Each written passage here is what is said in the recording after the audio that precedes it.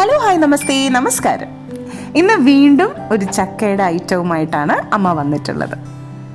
4 മണി കാപ്പിയുടെയും ചൂട് ചായയുടെ ഒക്കെ കൂടെ കഴിക്കാൻ പറ്റിയൊരു ചക്ക കൊണ്ടുള്ളൊരു അമ്മിണിയപ്പം.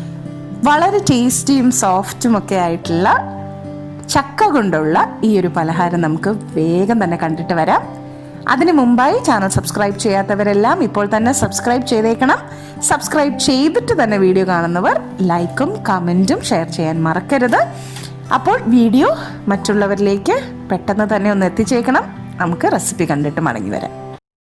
ഒരു ബൗളിലേക്ക് ഒരു 1/2 കപ്പ് ഗോതമ്പ് പൊടി ഞാൻ ചേർത്ത് കൊടുക്കുന്നുണ്ട്. കൂടാതെ ഒരു 1.5 കപ്പ് മൈദ കൂടി ചേർത്ത് കൊടുക്കാം.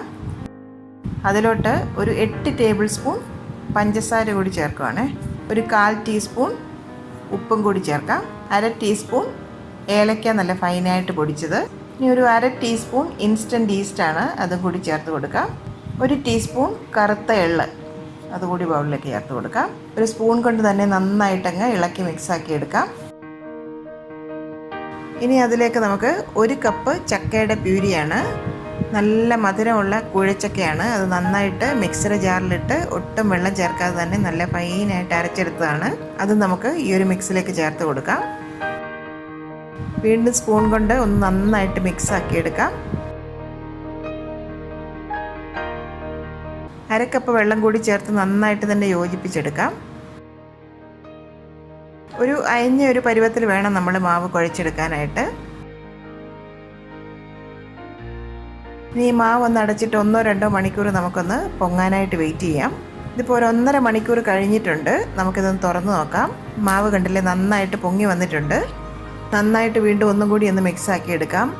ഞാൻ ഒരു ഇൻഗ്രീഡിയൻറ്റ് ഇതിനകത്ത് ചേർക്കാൻ മറന്നുപോയി കേട്ടോ. ഞാൻ എടുത്ത് വെച്ചിരുന്നതാണ്, പക്ഷേ ഇടാൻ മറന്നുപോയി. 1 ടീസ്പൂൺ പെരിഞ്ജീരകം നല്ല ഫൈനായിട്ട് പൊടിച്ചതാണ്. അത് ഈ ഒരു സമയത്ത് ഞാൻ ചേർത്ത് കൊടുക്കുകയാണ്.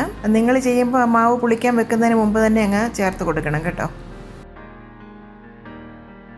ഇനി നമുക്കിതൊന്ന് വറുത്തെടുക്കണം. അതിനായിട്ട് ഒരു പാനിലേക്ക് 1-2 കപ്പ് വെജിറ്റബിൾ ഓയിൽ നമുക്ക് ചേർത്ത് കൊടുക്കാം. എണ്ണ നന്നായി ചൂടായി വന്നു കഴിഞ്ഞാൽ ഫ്ലെയിം ഒന്ന് മീഡിയത്തിലേക്കാക്കി വെക്കണം. അതിനുശേഷം കൈ കൊണ്ട് ഇതുപോലെ ചെറിയ ചെറിയ ബോൾസ് ആക്കി എടുത്തിട്ട് നമുക്ക് എണ്ണയിലേക്ക് ചേർത്ത് കൊടുക്കണം. ഷേപ്പ് ഒന്നും വേണമെന്നില്ല കേട്ടോ. ഇതുപോലെ കൈ കൊണ്ട് നുള്ളി നുള്ളി ഇട്ട് കൊടുത്താൽ മതി, ചെറിയ ചെറിയ ബോൾസായിട്ട്. ഇനി നല്ലൊരു ഗോൾഡൻ ബ്രൗൺ കളർ ആകുമ്പം നമുക്ക് സ്ട്രെയിനറിലേക്ക് കോരി മാറ്റാം.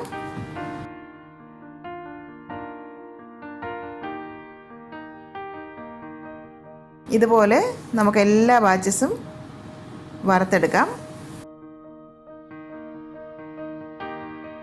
ഇപ്പം മുഴുവൻ ബോൾസും നമ്മൾ എണ്ണയിൽ വറുത്തെടുത്തിട്ടുണ്ട്. വളരെ ടേസ്റ്റി ആയിട്ടുള്ള ചക്കയുടെ ഒരു ഐറ്റമാണിത്.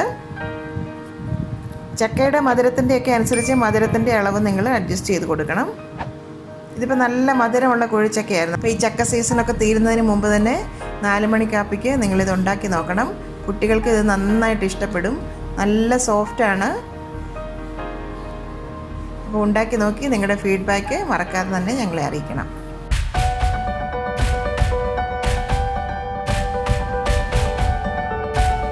എൻ്റെ അമ്മയുടെ ഇന്നത്തെ ഈ റെസിപ്പി നിങ്ങൾക്ക് ഇഷ്ടമായെങ്കിൽ ഈ വീഡിയോ നിങ്ങൾ തീർച്ചയായും ലൈക്ക് ചെയ്ത് ഷെയർ ചെയ്ത് ഞങ്ങളെ സപ്പോർട്ട് ചെയ്യണം. ഒപ്പം തന്നെ കറി വിത്ത് അമ്മ സബ്സ്ക്രൈബ് ചെയ്യാനും ബെൽ ഐക്കൺ ക്ലിക്ക് ചെയ്യാനും മറക്കരുത്.